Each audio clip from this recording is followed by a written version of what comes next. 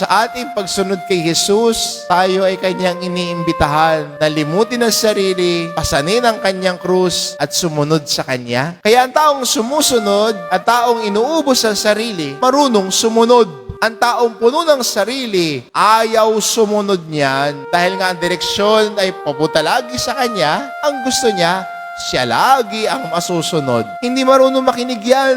Hindi marunong umunawa yan dahil ang gusto niya kung anong sinabi ko, basta yun. Dahil puno ng sarili. Ayaw sumunod, hindi marunong makinig. Kaya maganda sana sa paglalakbay natin ito, sa panahong ito ng Kwaresma at unang Biyernes ng buwan na ito, ang ating mga gawaing pandibusyon, ang ating mga sakripisyo sa panahong ito ng Kwaresma, turuan sana tayo ng pagiging bukas palad, turuan na limutin ang sarili, turuan tayo na sumunod at pakinggan ang tinig ng Diyos.